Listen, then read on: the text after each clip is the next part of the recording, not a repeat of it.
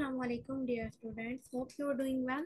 तो हम हमारी recommended book physics for scientist and engineers को स्टडी कर रहे हैं। इसका सेक्शन नंबर 3 थर्मोडायनेमिक्स के चैप्टर नंबर 20 के topic number 5 first law of thermodynamics पे हम लोग पहुंच गए हैं और आज का ये हमारा टॉपिक है।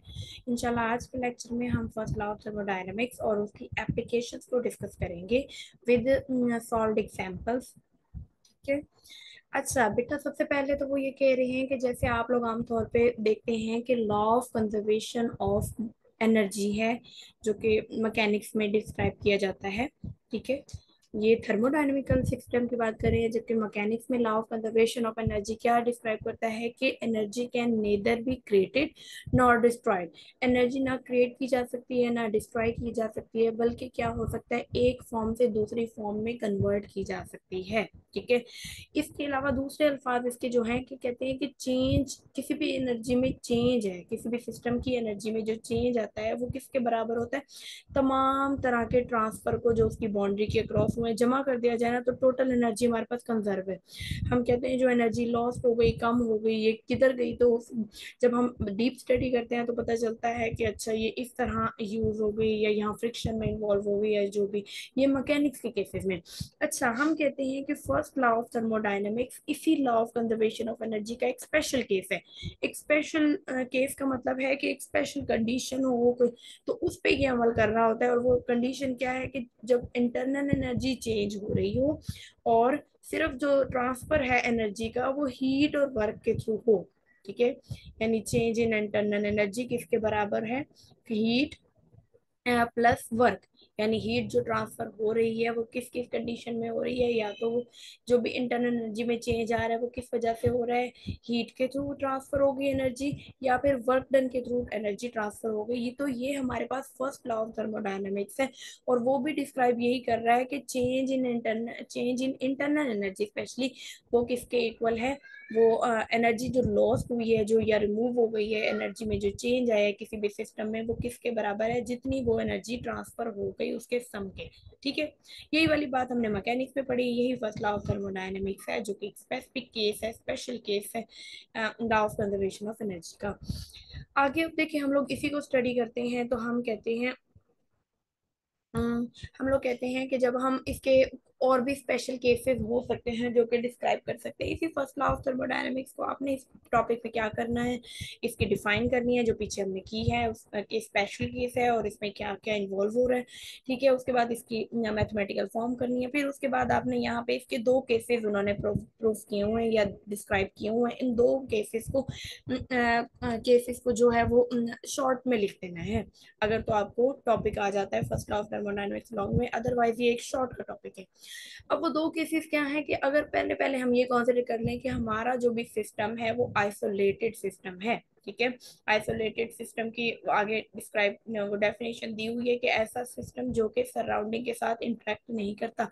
किसी चीज को हमने बंद कर दिया इंसुलेटेड चीज में, गैस को फॉर एग्जांपल, जिसकी वजह से वो बाहर वाले मॉलिक्यूल के साथ इंटरेक्ट नहीं कर पा रहे, तो ऐसे सिस्टम को हम कहेंगे कि वो आइसोलेटेड सिस्टम है। ठीक है। अब इसमें पहला केस क्या है कि कोई भी एनर्जी हीट के थ्रू अगर ट्रांसफर ना हो या वर्क डन के जरिए न, तो वर्क डन सिस्टम का क्या होगा, जीरो होगा। अगर तो हीट एनर्जी क्या हुई है, ट्रांसफर नहीं हुई सिस्टम से अंदर या सिस्टम के बाहर, हीट एनर्जी नहीं गई, तो हमारे पास वर्क डन क्या होगा, सिस्टम का जीरो होगा। ये पहला केस है जिसमें क्या, तो हम क्या कहते हैं कि इंटरनल एनर्जी, इस इन दोनों एनर्जी, हीट एनर्जी ट्रांसफर नहीं हुई, सिस्टम का कोई वर्क नहीं किया, सिस्टम का वर्क जीरो है, तो इंटरनल एनर्जी कांस्टेंट रहेगी। अब हम ये कह सकते हैं कि क्योंकि हमारे पास कोई हीट भी नहीं ट्रांसफर हुई, वर्क डन भी जीरो है, दोनों जीरो है, तो इंटरनल एनर्जी जीरो होगी, जो कि पिछले वाले फॉर्मूले में ही दोनों की Q प्लस W की वैल्यू जीरो पुट करें तो internal change in internal energy zero है। इसका मतलब क्या है कि जितनी पहले रिएक्शन के स्टार्ट में हमारे पास इंटरनल एनर्जी थी उतनी ही एंड में इंटरनल एनर्जी रह गई है, तो इसे क्या कहा जाता है, क्या कहते हैं कि इंटरनल एनर्जी किसी भी आइसोलेटेड सिस्टम की कांस्टेंट रहती है। ये इसकी बेसिक जो हम कह सकते हैं नोट भी कह सकते हैं या बेसिक हिंट भी कहा जा सकता है, और क्या प्रूफ करने को भी कहा जा सकता है कि आप प्रूफ करें कि इंटरनल एनर्जी किसी भी आइसोलेटेड सिस्टम की कांस्टेंट रहती है। तो उसको आपने इसी तरह प्रूफ कर देना है कि क्यू भी जीरो हो और वर्क डन भी जीरो होता है आइसोलेटेड सिस्टम का। तो इससे रिलेटेड हम कह सकते हैं कि इंटरनल एनर्जी कांस्टेंट रहती है, चेंज उसका जीरो है। तो यानी इनिशियल किसके इक्वल है, फाइनल के इक्वल। तो ये हमने प्रूफ कर दिया। ठीक है, शॉर्ट सा प्रूफ शॉर्ट क्वेश्चन में आ सकता है। अब सेकंड जो इसका केस है वो क्या कह रहे हैं, दूसरा केस अब कंसिडर कर लेते हैं जिसमें एनर्जी जो है वो ट्रांसफर हो रही है सराउंडिंग के साथ, और प्रोसेस हमने कौन सा लिया है, साइक्लिक प्रोसेस। ठीक है, अब साइक्लिक प्रोसेस की आगे डिफाइन दी हुई है कि साइक्लिक प्रोसेस ऐसा प्रोसेस होता है जिसके स्टार्टिंग पॉइंट और एंडिंग पॉइंट क्या होता है, सेम स्टेट पर होता है। यानी हमने बहुत सारे रिएक्शन किए किए, उसके बाद जब लास्ट में स्टेज बनी तो वो हमने देखा कि बिल्कुल पहले वाले स्टेज के जैसे ही है। उस प्रोसेस को कहेंगे साइक्लिक प्रोसेस। और इस केस में जो इंटरनल एनर्जी में चेंज होता है वो जीरो होना चाहिए। जाहिर है इंटरनल एनर्जी जो है हमारे पास स्टेट वेरिएबल है, वो स्टेट के साथ हालत के साथ चेंज होती है। अगर तो हालत ही नहीं बदली हमारे सिस्टम की या घूम फिर के दोबारा पहले जैसी हालत हो गई है, तो हम क्या कहेंगे, हमारी इंटरनल एनर्जी जो दोबारा क्या है, change in internal energy zero है, यानी हमारी इंटरनल एनर्जी कांस्टेंट है। इसके जरिए हम इसमें हम क्या कह सकते हैं कि अगर जो एनर्जी क्यू ऐड की गई है सिस्टम के अंदर वो किसके बराबर है, जितना उसने वर्क कर दिया।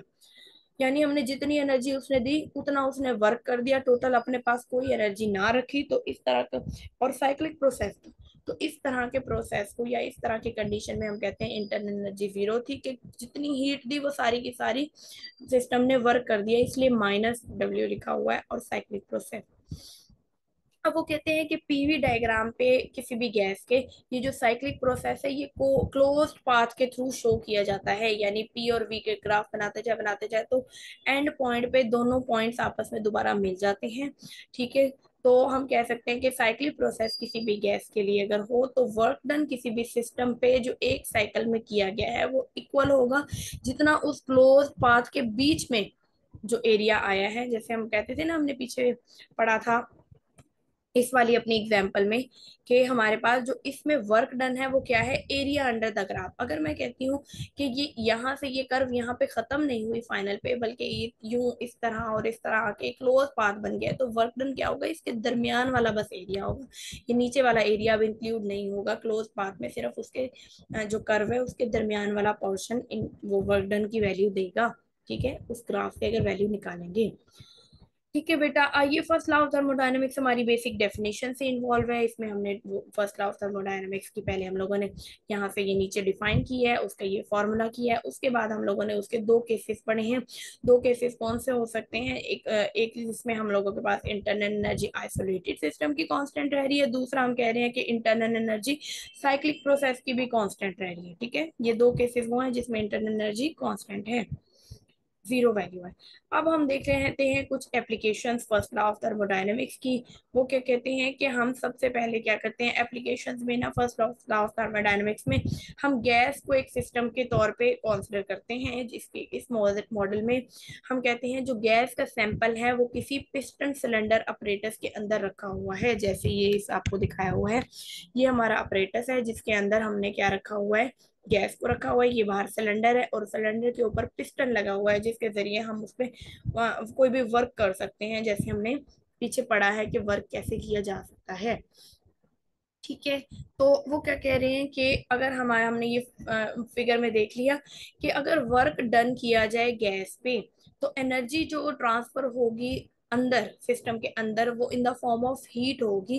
तो इंटरनल एनर्जी गैस की क्या हो जाएगी, इंक्रीज हो जाएगी। वर्क डन करने से सिस्टम पे वॉल्यूम उसका कम होगा, तो उसमें क्या होगा, हीट एनर्जी प्रोड्यूस होगी, एटम्स आपस में बहुत ज्यादा एक दूसरे के करीब आ जाएंगे। ये वो स्टेट है जब कॉजिस्टेटिकली हमने एक्ट नहीं किया। अगर आराम आराम से कहेंगे तो हीट प्रोड्यूस नहीं होगी। ठीक है, इंटरनल एनर्जी ऑलमोस्ट कांस्टेंट रहेगी या सेम रहेगी। तो इस केस में हम क्या कहते हैं, जो एनर्जी होगी इंटरनल एनर्जी वो राइज कर जाएगी। अब हम फॉलोइंग अपनी जो डिस्कशन है उसमें देखेंगे, इसी जो सिस्टम है हमारा इसको बार बार कंसिडर करेंगे और हम कुछ प्रोसेसेस को डिस्क्राइब करेंगे। बेसिक हमारे जो ये प्रोसेसेस हैं, आपने इस वाले पैराग्राफ में या इस वाले टॉपिक में इन प्रोसेसेस को ही देखना है, और इन प्रोसेसेस में हमारे जो फर्स्ट लॉ ऑफ थर्मोडायनेमिक्स की इक्वेशन है वो क्या बन जाती है। ठीक है, देखें, अब हम कहते हैं कि फर्स्ट लॉ ऑफ थर्मोडायनेमिक्स अब हम अप्लाई करेंगे डिफरेंट केसेस पे। तो उससे पहले हम डिफाइन कर लेते हैं उस थर्मोडायनेमिक प्रोसेस को। हम कहते हैं पहला प्रोसेस है एडियाबैटिक प्रोसेस। ठीक है, ये वो प्रोसेस है जिसमें कोई भी एनर्जी ना एंटर होती है ना लीव करती है हमारे सिस्टम को हीट के फॉर्म में। ठीक है, यानी हम कहते हैं Q इज इक्वल टू इस केस में जीरो होता है। ये एडियाबैटिक प्रोसेस की क्या है, डिफाइन है। अब इसमें नीचे इसमें एडियाबैटिक की एग्जांपल दी हुई है। अगर आपको सिर्फ एडियाबैटिक प्रोसेस को डिफाइन करने का बोला जाए तो आप उसकी डिफाइन लिखेंगे और साथ में उसकी एग्जांपल्स लिखेंगे। अब अगर हम एडियाबैटिक प्रोसेस को अप्लाई करें हमारे law of first law of thermodynamics पे, हम कहते हैं कि एडियाबैटिक प्रोसेस कैसे अचीव किया जा सकता है। अगर हमारा ये जो कंटेनर है हम इसे इंसुलेट कर दें, यानी कि हमारे कोई भी बाहर से एनर्जी ना एंटर हो ना लीव हो, हम इसे इंसुलेटिंग मटेरियल से बना दें, किसी प्लास्टिक से बना दें, या इसकी वॉल्स के बाहर कोई भी फोम वगैरह लगा दें जिससे बाहर वाली हीट अंदर ना आए और अंदर वाली हीट क्या बाहर ना जाए। ठीक है, तो हम कहते हैं इस केस में या उसकी वॉल्स को इंसुलेट किया जाए या फिर उसे परफॉर्म किया जाए, प्रोसेस बहुत रैपिडली परफॉर्म किया जाए कि बहुत ही निग्लिजिबल, इग्नोर करने वाला टाइम हो एनर्जी के ट्रांसफर के लिए। एनर्जी ट्रांसफर में भी कुछ टाइम है, तो हम क्या करें, अपने प्रोसेस को इतना फास्ट फास्ट करें कि टाइम ही ना हो एनर्जी का ट्रांसफर होने के लिए। तो कहते हैं अगर हम इस प्रोसेस पे फर्स्ट लॉ ऑफ थर्मोडायनेमिक्स को डालेंगे, आपको पता है अभी हमने पढ़ा है internal energy is equal to Q plus W. जब एडियाबैटिक प्रोसेस के लिए क्यू जीरो है तो सिर्फ इंटरनल एनर्जी किस पे डिपेंड करेगी, वर्क डन पे डिपेंड करेगी, क्यू की वैल्यू जीरो पुट करके। इस रिजल्ट से हमें क्या पता चला, हमें पता चला कि जब गैस को एडियाबैटिकली कंप्रेस किया जाता है तो वर्क डन क्या होता है, पॉजिटिव, और इंटरनल एनर्जी भी फिर पॉजिटिव होगी। जब वर्क डन किया जाएगा सिस्टम पे तो इंटरनल एनर्जी इंक्रीज होगी और टेम्परेचर जो गैस का होगा वो इंक्रीज हो जाएगा। इसके कन्वर्सली जो टेम्परेचर होगा गैस का डिक्रीज होगा जब गैस को एक्सपेंड करने दिया जाएगा या एक्सपेंड किया जाएगा एडियाबैटिकली, यानी वर्क सिस्टम जो है वर्क करेगा, W minus internal energy, minus की वजह से इंटरनल एनर्जी हम कहते हैं कि वो डिक्रीज होगी। फाइनल माइनस इनिशियल की वैल्यू अगर माइनस में आ जाए तो हम कहते हैं वैल्यू छोटी हो गई है। ठीक है, बड़े तो इसके बाद क्या होगा, हम क्या कहेंगे कि टेम्परेचर इंटरनल एनर्जी से डायरेक्ट लिंक है। इंटरनल एनर्जी बढ़ेगी तो टेम्परेचर बढ़ेगा, इंटरनल एनर्जी डिक्रीज होगी तो टेम्परेचर डिक्रीज होगा। अगर इंटरनल एनर्जी कांस्टेंट रहेगी तो टेम्परेचर भी कांस्टेंट रहेगा। तो हम क्या कहते हैं इस केस में टेम्परेचर जो क्या होगा, डिक्रीज होगा। अब एडियाबैटिक प्रोसेस की को डिफरेंट इंजीनियरिंग प्रैक्टिस में इन्वॉल्व है, बहुत ज्यादा इंपॉर्टेंस है उसकी। सम कॉमन एग्जांपल क्या है कि हम लोग हॉट गैसेस को एक्सपेंड होने दें किसमें, इंटरनल कंबस्शन इंजन में। जैसे कंबस्शन इंजन हमारे मोटर बाइक्स वगैरह में मौजूद होते हैं, गाड़ियों में मौजूद होते हैं, तो उससे क्या होता है हॉट गैसेस को एक्सपेंड होने दिया जाता है। हमारा डीजल इंजन नहीं, गैस जो वाले CNG वाले इंजन होते हैं वो उस पर डिपेंड करते हैं। इसके अलावा liquefaction of gases in a cooling system, या हमारे जो कूलिंग सिस्टम है जिसमें गैस को लिक्विफाई कर दिया जाए, ऊपर से इतना वर्क डन किया जाए कि उसकी इतना छोटा वॉल्यूम हो जाए, इतना कम वॉल्यूम हो जाए कि उसकी इंटरनल एनर्जी इंक्रीज होते होते या उसे कूल करते करते क्या हो जाए, उसके मॉलिक्यूल्स आपस में बॉन्डिंग कर लें और क्या हो जाए, गैस लिक्विफाई हो जाए। और अब compression stroke in a diesel engine, ये भी इसी पे, डीजल इंजन का कंप्रेशन स्ट्रोक भी इसी लॉ पे डिपेंड करता है। इसकी एक बेसिक एग्जांपल आप देख सकते हैं कि जैसे हमारे पास डिफरेंट डेली लाइफ में बादल आ जाएं, बादल आने से क्या हो जाए, पूरे आसमान पे बादल छा जाएं और हीट ट्रांसफर, बाहर से हीट अंदर ना आ रही हो, अंदर से हीट बाहर ना जा रही हो, तो ऐसे कंडीशन में क्या होती है, हबस हो जाती है। तो इसको भी एक एग्जाम्पल एडियाबैटिक प्रोसेस हम कहते हैं। हमारा जो अर्थ का सिस्टम है या हमारी जो जमीन है ये क्या बन गई है, एडियाबैटिक सिस्टम बन गई है, जिसमें से एनर्जी ना एंटर हो रही है सूरज वाली, ना ही हमारी जमीन वाली जो हीट प्रोड्यूस हो रही है वो बाहर लीव हो रही है। तो ऐसे सिस्टम को हम कहेंगे एडियाबैटिक प्रोसेस। अच्छा, इसके बाद एडियाबैटिक प्रोसेस की ही ना एक सब डिवीजन, एक स्पेशल केस बताया हुआ है जिसको कहते हैं एडियाबैटिक फ्री एक्सपेंशन, जो कि बहुत ही ज्यादा यूनिक प्रोसेस है। आप पीछे से फिगर्स में देख लीजिएगा, 20.7 सी और डी में जो प्रोसेस बताया हुआ है वो असल में एडियाबैटिक फ्री एक्सपेंशन है। उस प्रोसेस में क्या था कि हम लोगों ने हमने यही एडियाबैटिक लिया हुआ था जिसमें इंसुलेटेड कंटेनर था, ठीक है, इसी टाइप का कंटेनर था। हमने कहा कि हमने गैस को एक्सपेंड करवाया वैक्यूम में, जब हमने बीच में से मेम्ब्रेन तोड़ी और गैस एक्सपेंड हुई वैक्यूम के थ्रू, तो कोई भी फोर्स नहीं लगी पिस्टन पे कि उसे मूव किए जाए, तो कोई भी वर्क डन नहीं किया गैस ने। तो क्या हुआ, कोई भी वर्क डन नहीं हुआ, जैसे कि इस केसेस में हुआ था, ठीक है, इन केसेस में हुआ था बाय द गैस। उसके बाद कहा गया है कि ऐसे एडियाबैटिक प्रोसेस में क्यू भी जीरो था, डब्ल्यू भी जीरो था, यानी इंटरनल एनर्जी क्या थी, कांस्टेंट थी इस प्रोसेस के लिए। तो इनिशियल और फाइनल इंटरनल एनर्जी जब कांस्टेंट थी किसी भी गैस की, एडियाबैटिक फ्री एक्सपेंशन में कांस्टेंट होती हैं, ठीक है। एडियाबैटिक फ्री एक्सपेंशन में क्यू भी जीरो होता है, वर्क डन भी जीरो होता है और इंटरनल एनर्जी हमारी कांस्टेंट होती है। तो हम क्या कहेंगे, हम आगे इंशाल्लाह नेक्स्ट चैप्टर में देखेंगे कि इंटरनल एनर्जी किसी भी आइडियल गैस की डिपेंड करती है टेम्परेचर पे। ये आपको बारहा बताया जा रहा है कि इंटरनल एनर्जी टेम्परेचर पे बहुत डायरेक्टली लिंक है, ठीक है। तो हम कहते हैं कि इस केस में जो भी हमने पढ़ा, क्योंकि इंटरनल एनर्जी जीरो है चेंज, तो कोई भी चेंज नहीं होगा टेम्परेचर में, किस केस में, एडियाबैटिक फ्री एक्सपेंशन वाले केस में। तो ये प्रिडिक्शन क्या है, अकॉर्डेंस में है हमारी किस पे, एक्सपेरिमेंट्स जो कि लो प्रेशर पे एक्ट किए जाते हैं, ठीक है। ये प्रिडिक्शन हमारी वैल्यूएबल है, एक्सेप्टेबल है, ये रूल ओके है जब हम लो प्रेशर पे काम करें। लेकिन हाई टेम्परेचर पे क्या, हाई प्रेशर पे क्या होता है, कुछ ना कुछ स्लाइड चेंज इन टेम्परेचर आता है एक्सपेंशन की वजह से, जब इंटरमोलिकुलर इंटरेक्शंस क्या होते हैं, टूटते हैं, एक्सपेंड होने में दूर हो रही है ना, जो कि क्या कर रहा है, मॉडल हमारा ये जो हमने अभी बनाया है आइडियल गैस का, उससे डेविएशन शो करता है। हमने पहला प्रोसेस सिर्फ एडियाबैटिक प्रोसेस पढ़ा है, ये जो फ्री एडियाबैटिक एक्सपेंशन है ये उसकी सब डिवीजन है, या सब हम कह सकते हैं डेफिनेशन है, और इसकी डिस्क्रिप्शन भी, ठीक है। सेकंड प्रोसेस हमारा क्या है, आइसोबैरिक प्रोसेस। अब ना आइसोबैरिक प्रोसेस आपने ना बैरोमीटर से याद रखना है। बैरोमीटर एक ऐसा इंस्ट्रूमेंट है जो कि प्रेशर को मेजर करने के लिए यूज होता है। Iso means same, baric means pressure, ऐसा प्रोसेस जिसमें जो प्रेशर है वो कांस्टेंट रहे, सेम रहे। तो हमने यही कहा, ऐसा प्रोसेस जो कि कांस्टेंट प्रेशर पे वो होता है, अक्कर होता है, वकू पजीर होता है, तो ऐसे प्रोसेस को हम कहते हैं आइसोबैरिक प्रोसेस। अब हम इसी वाली जो हमने पीछे बनाई हुई थी कंटेनर और पिस्टन, उसी को कंसिडर कर लेते हैं। कहते हैं हम आइसोबैरिक प्रोसेस में एस्टेब्लिश किया जा सकता है अगर हम लोग जो पिस्टन है उसको फ्रीली मूवेबल कर दें, यानी पिस्टन को हम फिक्स ना करें और फ्रीली वो मूव कर सके बाहर, जितना एटमॉस्फेरिक प्रेशर है उसके थ्रू, जो वन एटमॉस्फेरिक प्रेशर है उसके थ्रू ही वो एक्ट करे। तो हम कहते हैं कि हमारा जो है वो अंदर वाला प्रेशर वो बाहर वाले प्रेशर के साथ हमेशा, या नेट फोर्स जो है इक्विलिब्रियम के साथ में होगी, जो कि क्या करेगी, अंदर वाली फोर्स जो कि गैस, जिसके थ्रू गैस उसको पुश कर सकती है, वो किसके बराबर होगी, वेट के बराबर होगी पिस्टन के एटमॉस्फेरिक प्रेशर पे, जो कि उसे पुश कर रहा है डाउन, ठीक है। वेट नीचे पुश कर रहा है जबकि गैस उसे अपवर्ड पुश कर रही है एक्सपेंशन की केस में, और हमारा एटमॉस्फेरिक प्रेशर जो है वो कांस्टेंट है। तो हम ऐसे प्रोसेस में कहेंगे कि एटमॉस्फेरिक प्रेशर कांस्टेंट है, तो ऐसे प्रोसेस आइसोबैरिक प्रोसेस, ठीक है। अब इस प्रोसेस में हमारा जो सेकंड जो होगा, क्या होगा, हमने बताया, उन्होंने बताया हुआ है जो 20.6 के केसेस हैं वो दोनों आइसोबैरिक थे।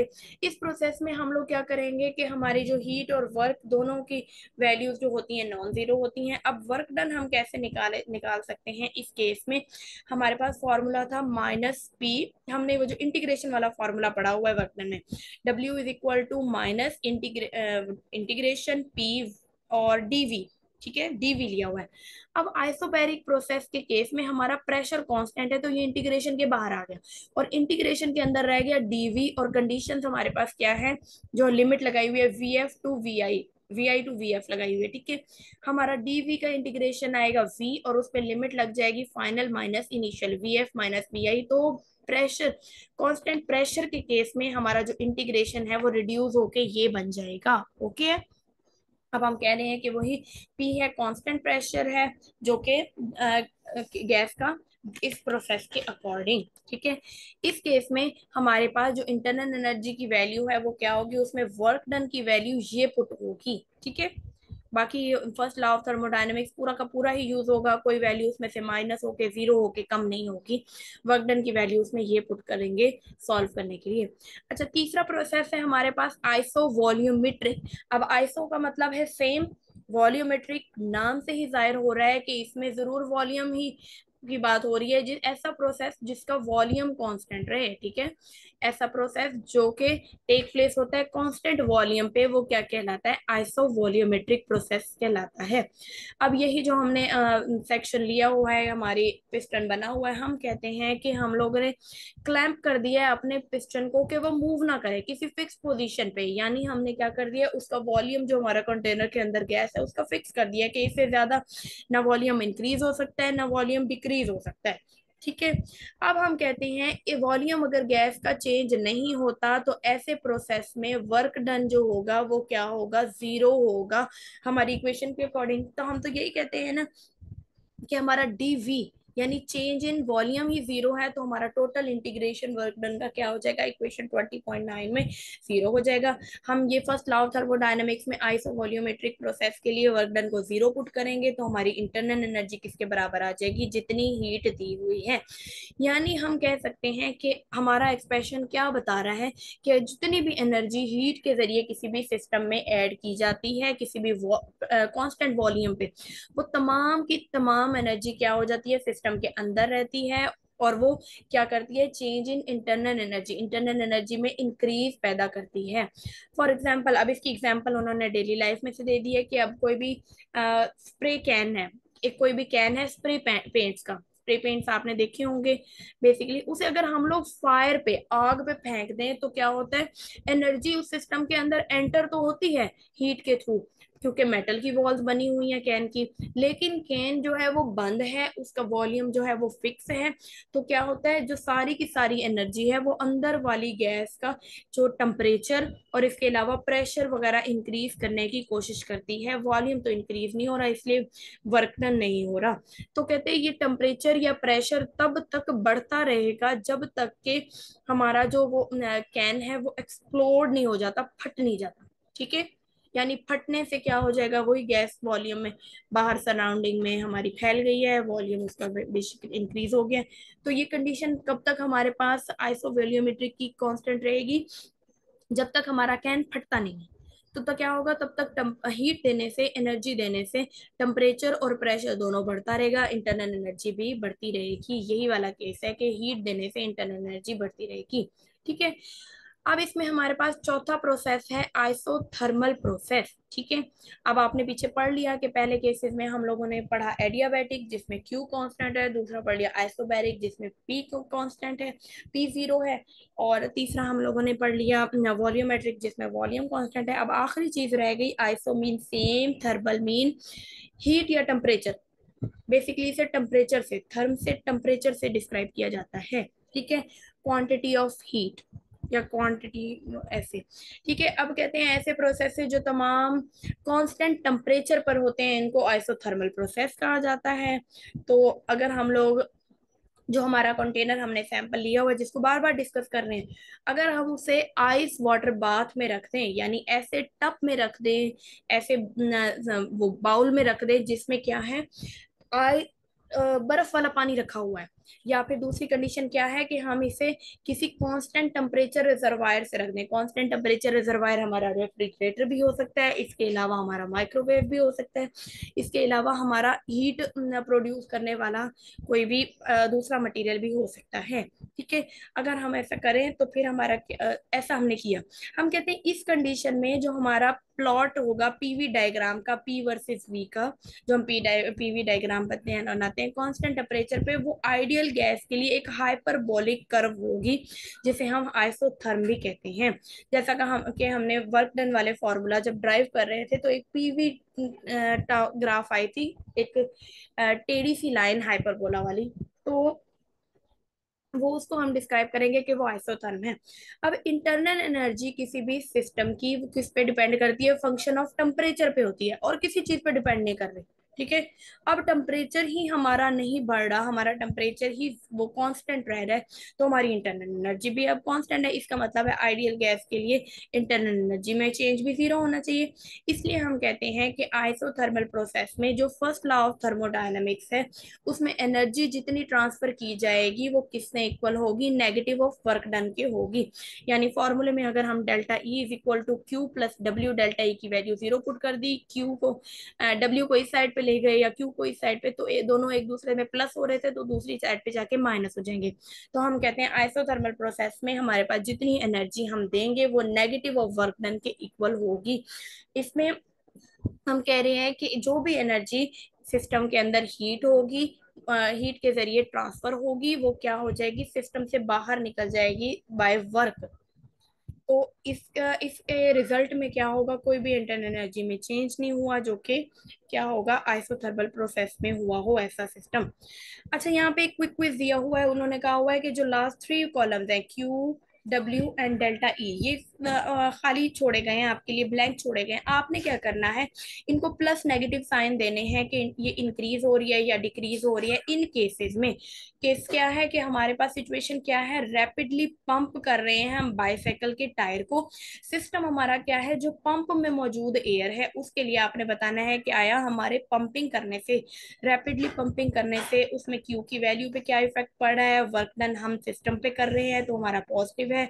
इसके अलावा इंटरनल एनर्जी हमारी इंक्रीज हो रही है या डिक्रीज हो रही है, ये आप लोगों ने सॉल्व आउट करने हैं। तीन केसेस अब इसमें दिए हुए हैं और सिस्टम भी बताया हुआ है कि केस ये है, सिस्टम आपने गौर किस चीज पे करना है, इस चीज पे करना है। ठीक है, अच्छा उसके बाद हमारा क्या है, एक स्पेशल केस दिया हुआ है इसी आइसोथर्मल एक्सपेंशन। हमने पढ़े हैं ना, अलग अलग प्रोसेस पढ़े, लेकिन उसमें से सिर्फ उन्होंने बेसिक जो सबसे ज्यादा यूज होने वाला है वो कौन सा यूज वो देखा, आइसोथर्मल एक्सपेंशन। ज्यादातर हम डेली लाइफ में यूज करते हैं डिफरेंट प्रोसेसेस या डिफरेंट वर्क डन वगैरह करने के लिए।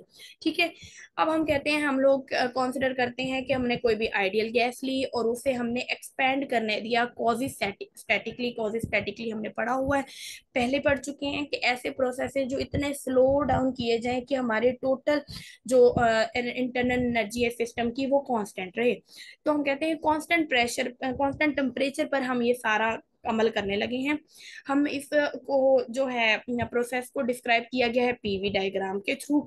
ये पीवी डायग्राम बनी हुई है जिसके थ्रू हम कहते हैं जो कर्व है वो हाइपरबोला है, जो इस टाइप की कर्व होती है वो हाइपरबोला होती है। तो कि क्या बता रही है, आइसोथर्म, और इस कर्व को क्या कहा जाता है, आइसोथर्म कहा जाता है। आइडियल गैस के लिए ये हमने जो है टेम्परेचर टी कांस्टेंट है हमारे पास, इंडिकेट क्या करती है कि जो इक्वेशन ऑफ कर्व है वो ये है हमारे पास, PV is equal to N R T. Equation हमें क्या बताती है कि एन और आर तो वैसे ही कांस्टेंट वैल्यू है, टी भी कांस्टेंट होने की वजह से ये पीवी जो प्रोडक्ट है इनका क्या रहेगा, हमेशा कांस्टेंट रहेगा। अगर राइट साइड कांस्टेंट है इसका मतलब है लेफ्ट साइड भी, इन दोनों का प्रोडक्ट भी आपस में कांस्टेंट है। अब हम कैलकुलेट करते हैं वर्क डन को जो कि गैस पे किया जा रहा है जब वो एक्सपेंड की जा रही है स्टेट आई से स्टेट एफ के दरमियान। देखें क्या हो रहा है, इसमें प्रेशर आहिस्ता आहिस्ता आहिस्ता आहिस्ता डिक्रीज हो रहा है, जबकि वॉल्यूम आहिस्ता आहिस्ता आहिस्ता आहिस्ता क्या हो रहा है, इंक्रीज हो रहा है, एक्सपेंड हो रही है गैस एट कांस्टेंट टेम्परेचर। ठीक है, अब हम कहते हैं वर्क डन जो किसी भी गैस पे किया जा रहा है वो इक्वेशन ये वही वाली इक्वेशन है 20.9 जिसको पहले भी डिस्कस कर रहे थे। इस केस में हमने पी की वैल्यू क्या करनी है, यहाँ से निकाल लेनी है, वी को इधर डिवाइड में ले आएंगे तो N R T divided by V ये पुट कर दिया और डी वी। ठीक है, एन आर टी कॉन्स्टेंट है, ये क्या आ गए हमारे पास, इंटीग्रेशन के बाहर आ गए माइनस एन आर टी, बाकी क्या बच गया डीवी ओवर वी।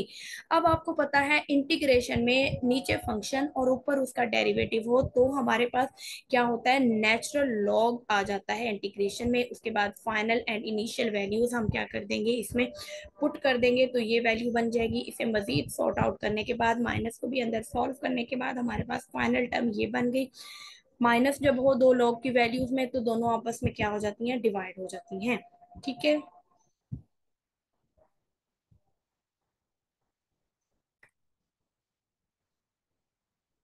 जी, तो ये वाला स्टेप आपको उम्मीद है कि समझ आ गया होगा कि इसमें एक दो स्टेप मिस किए हुए हैं कि पहले natural log of V F minus natural log of V I आएगा। जब हम लोग इसको माइनस को अंदर अप्लाई करेंगे तो वी एफ माइनस का हो जाएगा, जबकि दूसरा वी आई प्लस का हो जाएगा। तो जब नेचुरल लॉग उनमें से कॉमन लेंगे तो माइनस का मतलब होता है डिवीजन, तो वी आई इसलिए ऊपर आया हुआ है, वी एफ नीचे। अब हमें देखिए क्या बता रहे हैं कि जो वर्क है वो इक्वल है negative of shaded area under the PV curve. ये हम पहले भी पढ़ चुके हैं कि जो हमारे पास वर्क होता है वो शेडेड एरिया के इक्वल होता है पीवी कर्व के, जो भी नीचे आई हुई है।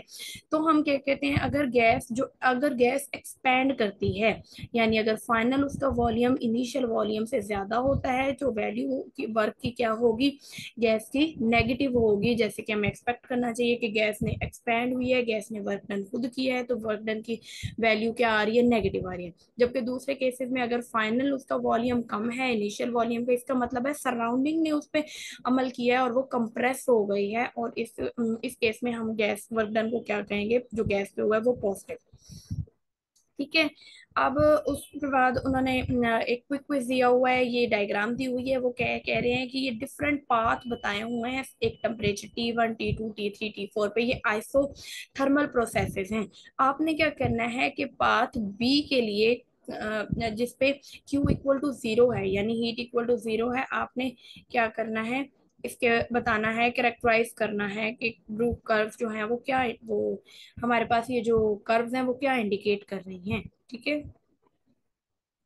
अब हम इसके बाद इसकी एग्जाम्पल करेंगे। एग्जाम्पल बहुत ही बेसिक सी है। वो क्या कह रहे हैं कि हमारे पास 1 मोल सैंपल है, यानी एन की वैल्यू दी गई है आइडियल गैस की, जो कि कितने टेम्परेचर पे रखी हुई है, 0 डिग्री सेल्सियस। इसको केल्विन में चेंज कर लेंगे तो 273 केल्विन हो जाएगा। ठीक है, 273 प्लस जीरो तो 273 हो जाएगा। अब एक्सपेंशन कितनी है, 3 लीटर से हमारे पास 10 लीटर चेंज आया है।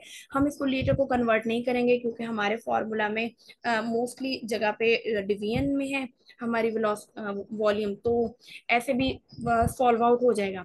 सबसे पहला प्रोसेस क्या है कि आपने वर्क फाइंड करना है। वर्क का फार्मूला आपको मैं पहले बता चुकी हूँ कि हमने क्या करना है कि W इज इक्वल टू, ये जो हमने अभी निकाला है, हमने बोला हुआ है आइसोथर्मल प्रोसेस के लिए, यहाँ दोबारा बताया जाएगा कि आइसोथर्मल प्रोसेस है, आइसोथर्मल एक्सपेंशन है। आइसोथर्मल एक्सपेंशन के लिए अभी अभी वर्क डन निकाल चुके हैं।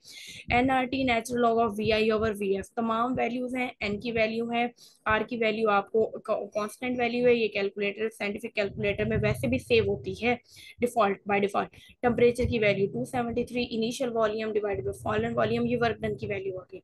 इसके बाद वो कह रहे हैं कि कितनी एनर्जी ट्रांसफर होगी हीट की फॉर्म में गैस और उसकी सराउंडिंग के दरमियान, तो वो हम इंटरनल एनर्जी वाले फॉर्मूले से निकाल लेंगे।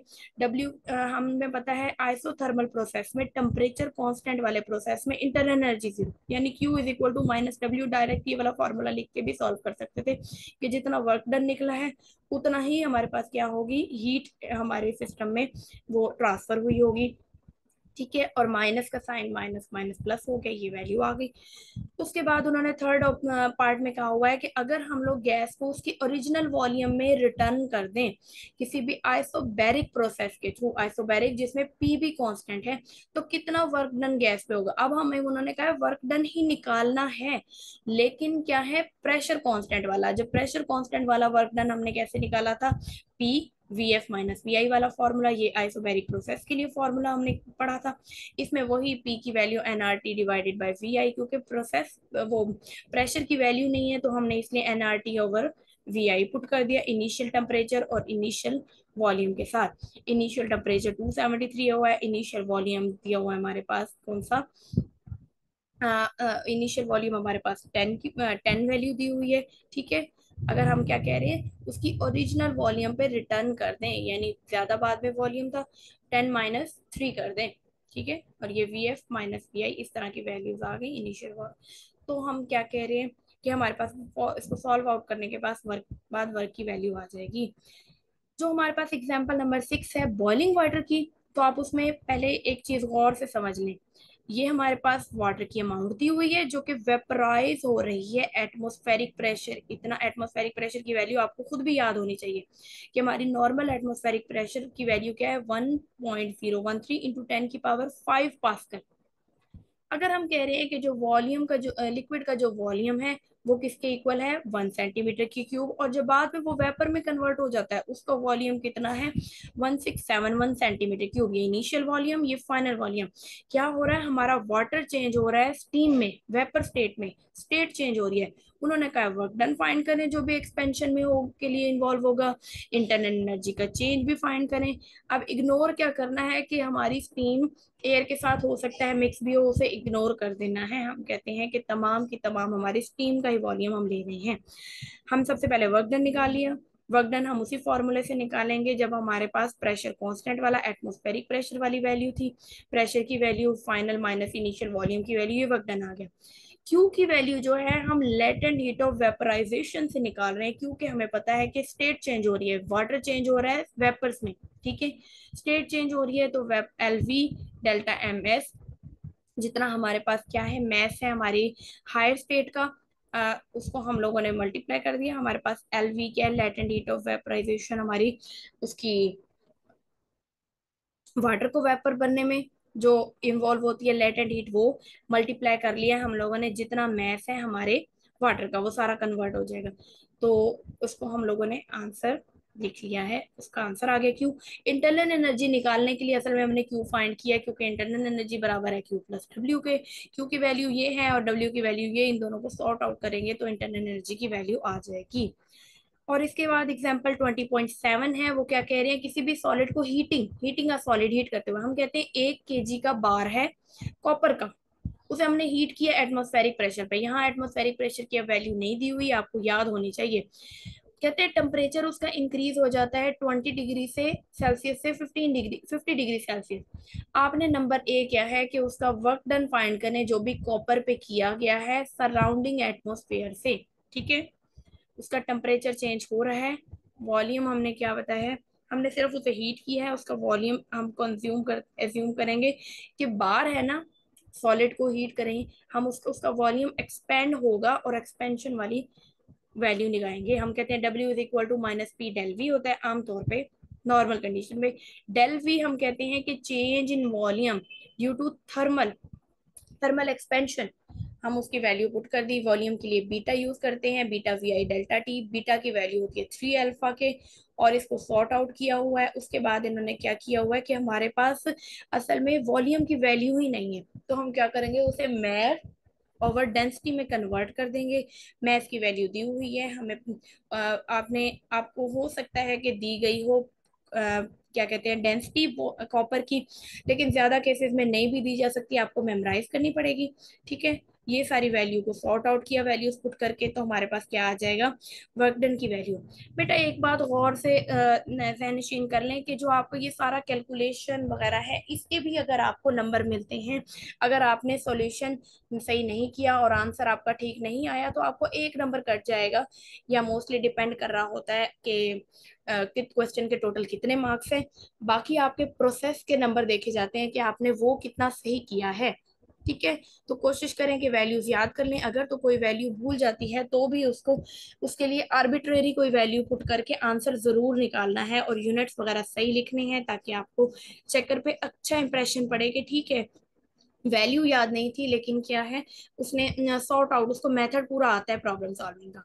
सेकंड क्या है कि कितनी एनर्जी ट्रांसफर होगी कॉपर में, तो कॉपर की वैल्यू वो जो हीट की वैल्यू हम लोग स्पेसिफिक हीट वाले फॉर्मूले से निकालेंगे, उसमें भी वैल्यूज इसी तरह पुट कर दी तो हमारे पास आ गया उसकी स्पेसिफिक हीट सी की वैल्यू। फिर यहाँ पे अननोन उन्होंने पुट की हुई है, ये आपको मेमोराइज करनी पड़ेगी। तीसरी चीज क्या है कि इंक्रीज इन इंटरनल एनर्जी बताएं कॉपर का क्या होगा, तो यही इंटरनल एनर्जी डब्ल्यू भी निकाल चुके हैं क्यू भी निकाल चुके हैं, दोनों को ऐड करेंगे तो हमारे पास इंक्रीज इन या चेंज इन इंटरनल एनर्जी आ जाएगा। ठीक है बेटा, यहीं तक हमने पढ़ना था, आगे हमारा topic energy transfer mechanism in thermal processes इंशाल्लाह हम नेक्स्ट लेक्चर में स्टडी करेंगे। ओके बेटा, टेक केयर, अल्लाह हाफिज।